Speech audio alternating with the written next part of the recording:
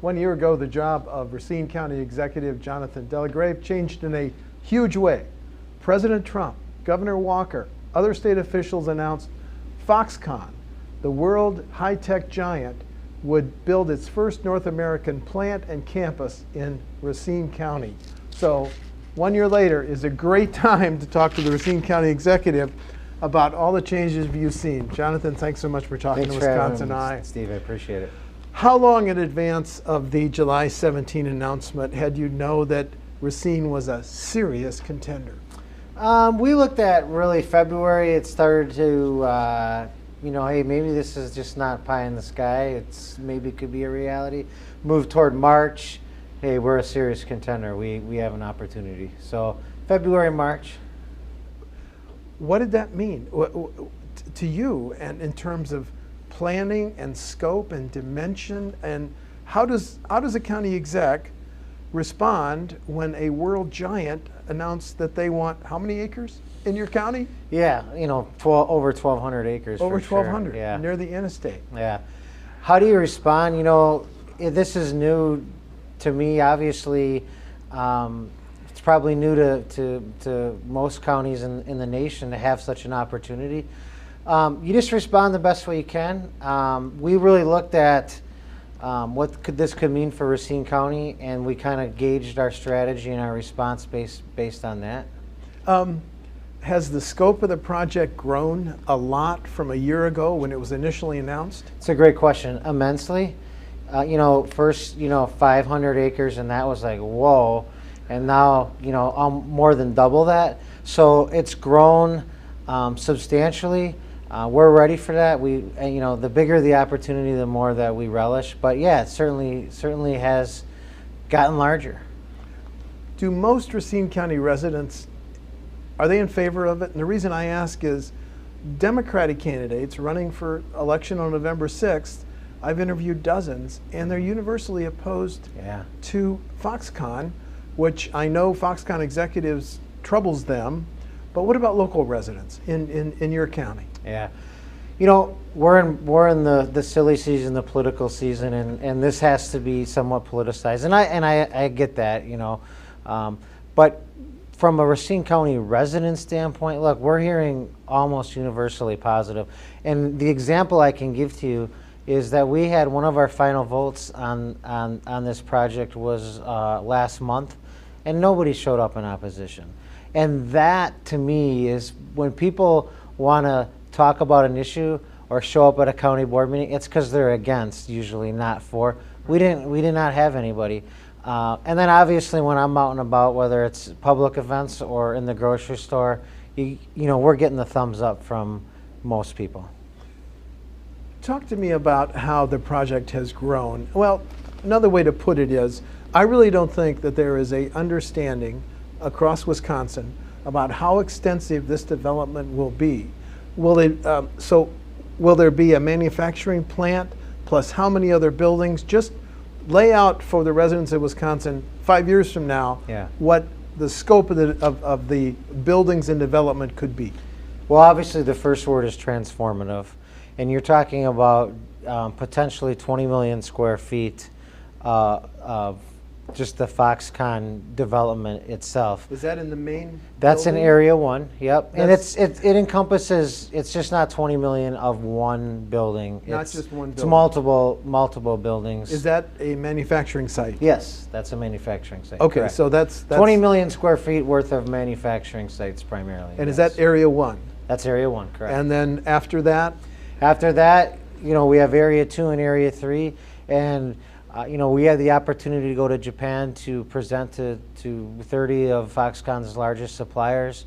We think that went pretty well. We've been hearing, about, we need to be close to the Foxconn campus. How does this work? So, we're really excited about the opportunities, and I think that's why we wanted it in Racine County, is to have that opportunity. I want as much economic development and, for that matter, residential growth in Racine County as we can. I want to be greedy about it. We worked hard to get it, and we want to, maximize the benefits. There was some talk about a glass manufacturer, and I know There was some backlash in the Capitol about a glass manufacturer, wondering about that. Is a glass manufacturer still part of the long-range plan? Well, what I can tell you is that obviously Foxconn needs glass for the many variety of products that they create. We don't know how that's going to work out yet in terms of, is it going to be shipped? Is it going to be a glass company here? I think that's some of the details that have yet to be solidified. Next steps in the Foxconn. I know we just had a groundbreaking. The president was here. Yep. The governor was here. Mm-hmm. So what are Wisconsin residents, what are Southeast Wisconsin residents going to see in terms of the eventual build out? Well, first, I'm glad you said Southeast Wisconsin, because as much as I want Racine County to maximize this, I also know that this, for it to be successful, needs to be a regional success as well. Milwaukee, Waukesha, Walworth, Kenosha. Next steps is obviously we're going to have a smaller building done by the end of the year, and then hopefully another 4 million square feet in 2019, and then over the next 4 or 5 years, that 20 million square foot, or 18 to 20 million square foot project. But next steps for us is we got to make sure we have a workforce that's ready, and not just for Foxconn, but for our existing businesses. You know, it's important, Steve, that our existing businesses are our priority. They've been here, they've been the backbone of our community, our county. So we want to make sure that they have a workforce, and then obviously Foxconn and all the other jobs that come with it, that we have a workforce. But you and I see from the Illinois border all the way up to the Fox Valley now hiring signs. Yeah. That's right. Do you have big concerns that Foxconn will not be able to hire the number of employees that they are potentially talking about, the up to 13,000? Yeah.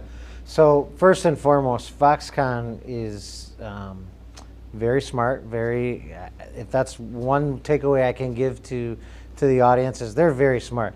They've researched the workforce. This is one of the reasons why they selected Southeast Wisconsin. They know that we have a great workforce and that they can tap into, number one. But number two is no doubt that we've got to align our resources to make sure that we can get everybody that wants to be in our workforce, that wants a job in Racine County, that we can do that. So that's kind of our biggest challenge right now, is to create that workforce, whether it's individuals who are making $18 and they want to make $25 an hour, whether they've been underemployed for a long time, or they've had barriers such as childcare or transportation, or they're a single female head of household. Yes. We got to make sure that they have the opportunity to be in the workforce. Racine County will be the site of the manufacturing campus, correct? Correct. Then what's the role of the building, the NML building that they just bought in Milwaukee? Mm-hmm. How does that dovetail? So that's more of an, obviously it's kind of their corporate headquarters, number one. But number two, as I understand it, it's also an incubation site for entrepreneurs to look at how can they work with Foxconn on technology and whatnot. So it's also going to be an incubation site for opportunities to come out of there. And they just bought a downtown Milwaukee building. Green Bay building. They did. And again, another incubation site, another way to talk about what does smart cities mean, what does smart, innovative technology for communities and workforce mean. The opponents of the Foxconn deal say, well, it weakened environmental standards. Can you answer their concerns? Yeah, absolutely not. I mean, you can just, one of the great things about Foxconn is, in my experience with them, is they've been great partners on the environment. Look, they did not have to do the zero liquid discharge. That reduced the amount of water by almost from about 6 million to 2.6 million gallons of water that they're going to use. That's something they didn't have to do. The environmental standards in terms of EPA standards, those are all going to be met.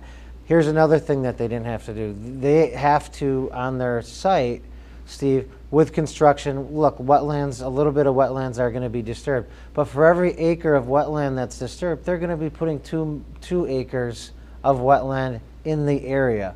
So they're conscious of the environment. And the last example I'll give to you is when I had the opportunity to walked the site with Chairman Go as they were looking at various sites. He said to me, look, this needs to be a pristine development because we want to be here for generations to come, and that also means with the environment. Let's circle back to water. The initial diversion, 7 million now. Yeah. But that sounds like a huge number. But when you look beyond that, how much of that will be returned?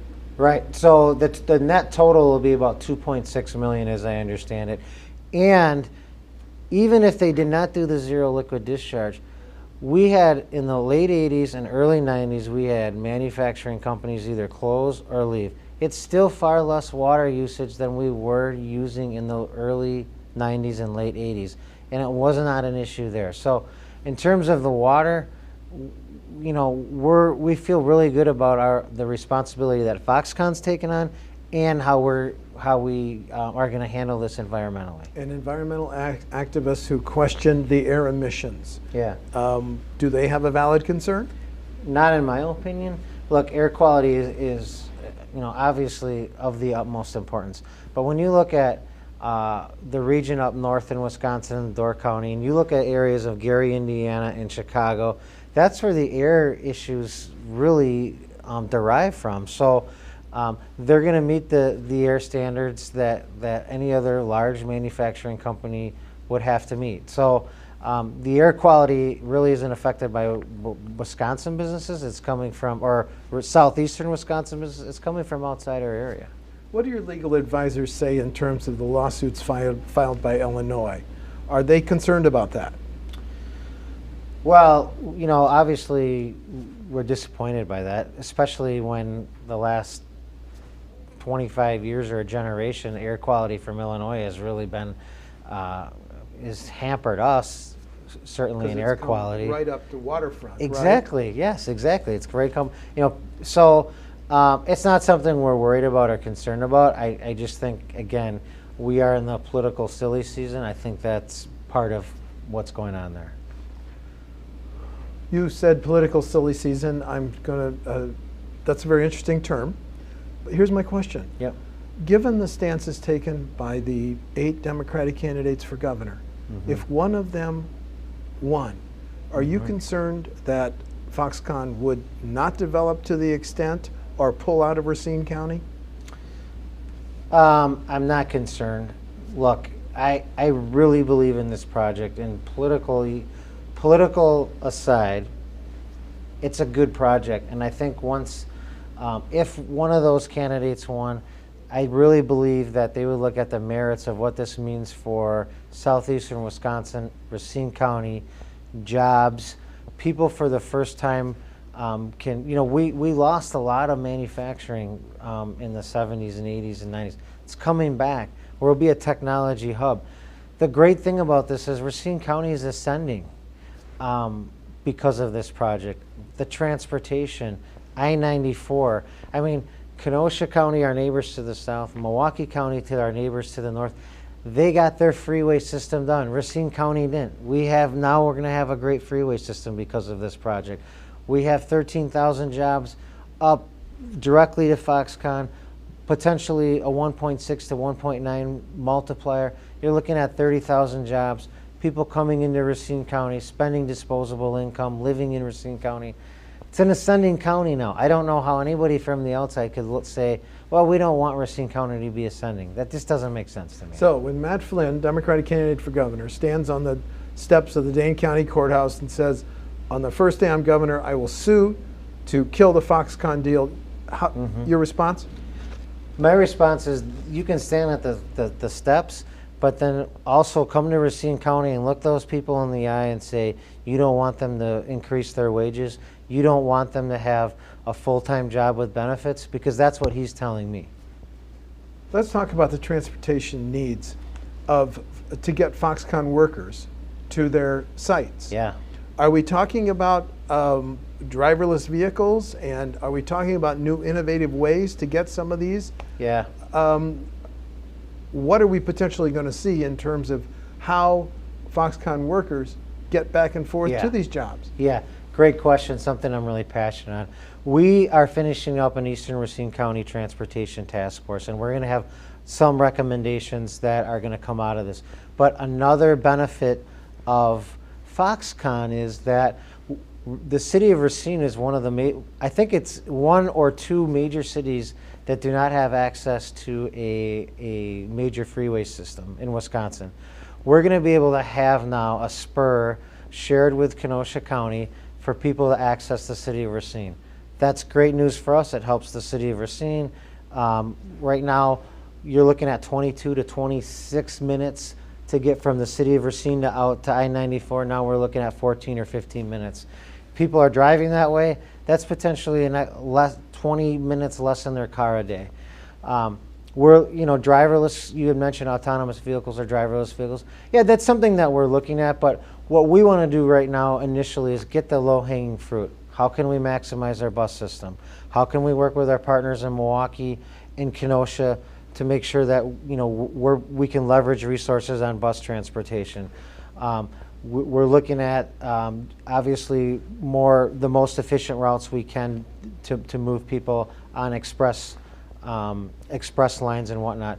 The other thing is we know that our roads in Racine County are going to be more utilized, so we have to make sure that east-west transportation is as efficient as I mentioned, but then getting people who have barriers to transportation. So what does that look like? That looks like potentially Uber. Obviously, I mentioned the bus. So how can we, so this transportation task force, Steve's going to have 3 recommendations coming out, and we're going to be finishing up in late July, but moving people efficiently as possible and working with our neighbors is the goal. What percentage of workers at the Racine Foxconn campus or plant, whatever you want to call it, will come from within a 25-mile radius, do you think? So I don't want to speculate. Obviously, we want as many people living in Racine County as possible working at Foxconn. But we also understand that obviously that's not going to be the reality. They're going to be living in Oak Creek or Summers or the city of Kenosha and whatnot. But we do feel like that, Racine County will have in the next few years an array of housing, whether it's single family, condo, or rental, that people are going to want to gravitate to. So, we feel like we want to maximize people obviously living in Racine County. Again, disposable income spending is very important. So I don't want to give a percentage, but if we do it right and we have the housing that we need, we feel like it's going to be a high percentage. Will Wisconsin Valley really rival Silicon Valley in California? Well, as an elected official, I certainly don't want to overpromise and underdeliver. But what I can tell you is that Wisconsin Valley is going to be a technological hub that people are going to want to gravitate to. And we feel like that the products that come out of there, and we're not just talking about screens for iPhones, but advancements in cancer research, or we just feel like that is going to be a place of solutions to problems, and I think that's what Foxconn wants. And we feel like the enormous just the enormous opportunity we have is going to make Wisconsin Valley pristine and something, like I said, people want to go to. Will middle-class families be able to own homes in Wisconsin Valley, or will it become so popular and Foxconn attract such high-paid professionals that the middle class will be priced out of this region? That's a great question. Something we're concerned about. Again, I think we've had such unbelievable cooperation from our municipalities in Racine County, whether it's Caledonia, the city of Racine, or Mount Pleasant, and our neighbors to the south, Milwaukee, or north Milwaukee County, south Kenosha County, that we've got to get the housing right. And if there's a concern, it's workforce and then housing. If we get our housing right and we make sure that we maximize housing developments around existing infrastructure so those housing developments can be as low cost as possible. If we can make sure that we have opportunities for millennials to rent, but we want somebody who wants 4 acres out west of the I in Racine County has that opportunity. I don't think so, but it is incumbent upon the county to make sure that we get this right. Last year, I attended a WMC event at which Mr. Wu, who is the number Yes. 2, I think, Yes, in Louis, Foxconn. yeah. Mhm. Yes, Louis Wu, said, look, we're talking about building LCDs that are the size of 2 king-size beds. And then about 2 months ago, there was a story by an Asian media group saying plans had changed to produce smaller units. Yep. And then there was some Democrats saying, see, Foxconn is already changing its plans and not going to invest in Wisconsin as much as was originally promised. Yeah. Does that change in potential production lines concern you? Let me answer that question in 2 ways. First is our development agreement locally, meaning the county in Mount Pleasant, was examined by the Wisconsin Taxpayers Association as the most protective development agreement that they've ever seen. Foxconn has an obligation to put $10 billion from the state side, $1.4 billion in valuation from the local side. That has to happen. They also, to maximize their credits on the tax credits, they have to provide 13,000 jobs. Look, if anybody was going to tell you that the technology is never going to change and that Foxconn's obligated to do this one product for the next 100 years, that's not going to happen. They're the leader in technology. This thing's going to, what they make out of that is going to probably change multiple times over the next 20, 25 years because they're on the cusp of technology. But what we do know is that we have a protected agreement. They're going to provide the high-paying, middle-class, high-paying jobs. And everything that Foxconn that I've worked with them, and I can only go by my experience, they've followed through on.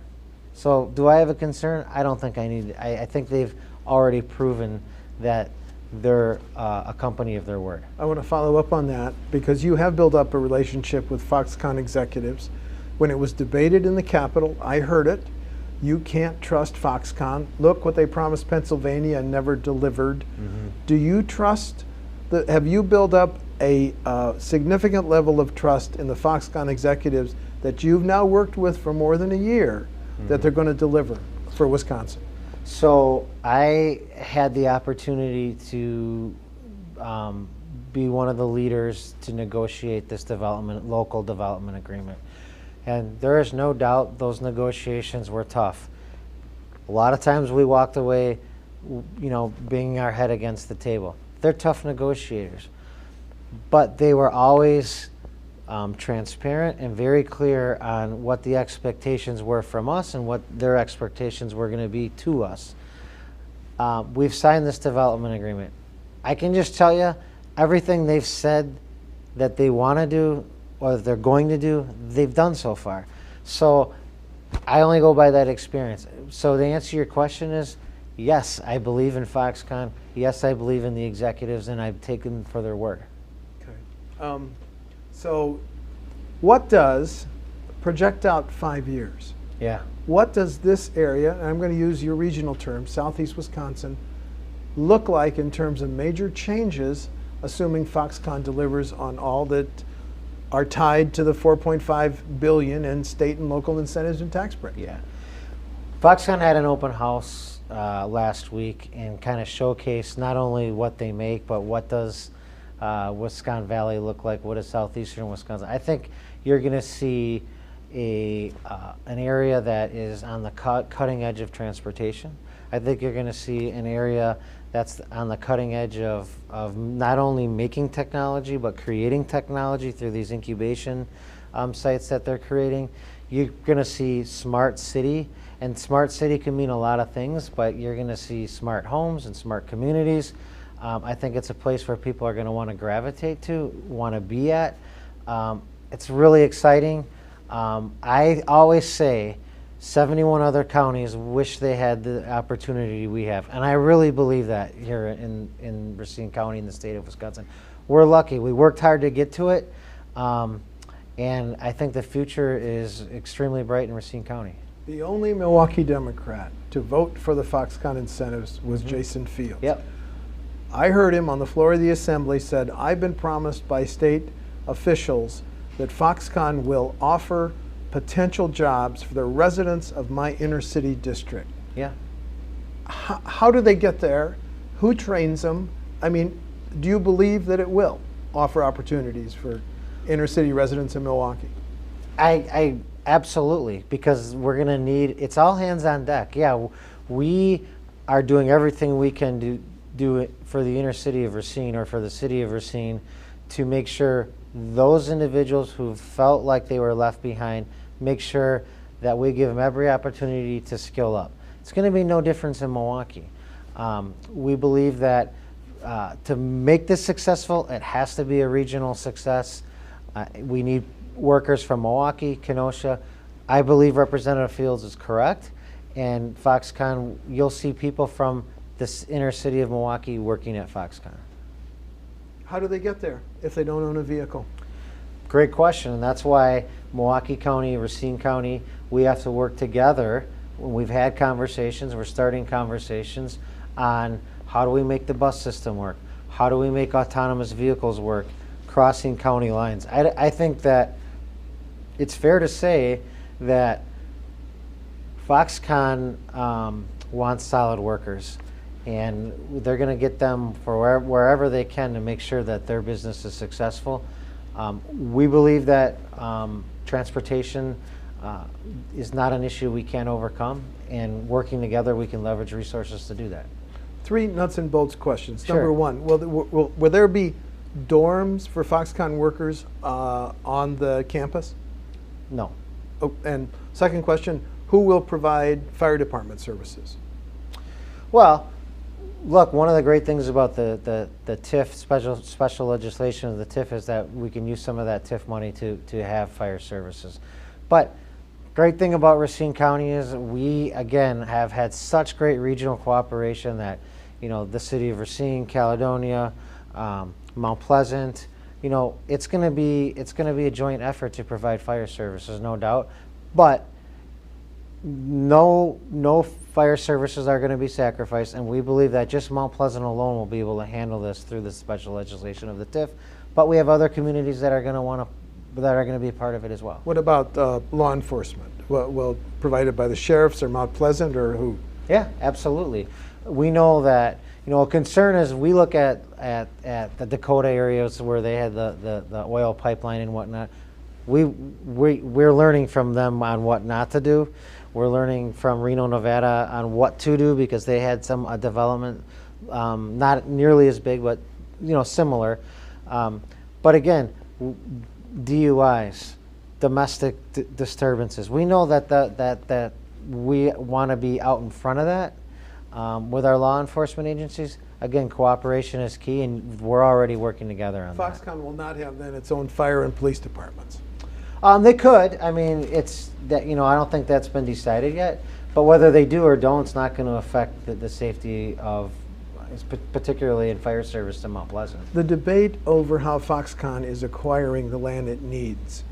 The blighted process has been used. Democratic candidate for governor Kel DeRoy's was here in the home of someone who said, we don't want to sell. Do you generally believe that property owners who are in the Foxconn footprint are being fairly compensated? 95% of the land acquisition was voluntary. We have 95% of the land already under control. None of that had to be used eminent domain. So yes, do I necessarily believe that we should be using the eminent domain process to turn over to private companies? No, but I believe that we're going to get voluntary agreements, and people are generally going to see that they were well compensated at the end of the day. How much is Racine County budgeting for Foxconn-related developments in 2018 and potentially in 2019, Jonathan? Well, we're not raising taxes. You know, we haven't thus far, and I don't believe we're going to need to for our 2019 budget. But obviously, road safety is important. So we're going to be definitely taking a look, and it's just not paving roads; it's culverts, it's all kinds of things related to roads. Working with the state on hand in hand on resources for workforce, that's key. You know, the state's been great about that. We want to continue to make sure that we can get some resources for our workforce. What do you need in the next state budget, 2019 through 21, to carry forth the next phase of Foxconn development in Racine County? Just their partnership and their cooperation. Obviously workforce is critical, as I mentioned, so working with DWD to make sure that resources, that we have some resources to be able to do that. But the state's been really good, really good. I mean, we've made a lot of requests through this whole process, and the answer's always been yes. So, we just look forward to the next budget process, and we understand, I understand, Steve, that there's this perception that Racine County potentially is getting more than their fair share. I get it, and we're very cognitive of that. So we do want to be good stewards of taxpayer money and only work with the state when needed. Otherwise, we want to be able to provide our own resources. Maybe just two final questions. Yeah. Biggest surprise for you as county exec in the last year in terms of Foxconn? Biggest surprise? Just how the project expanded so quickly, the speed of what we got done. I mean, you're talking about not only a development agreement, but we had water and infrastructure issues we had to work out. We got it done pretty darn quick, pretty efficiently. Don't know if I would have been able to say that 2 years ago, so I'm really proud of our municipalities and their leadership. What was the other question? Well, my next question is biggest disappointment over the last year with the Foxconn Development? Biggest disappointment,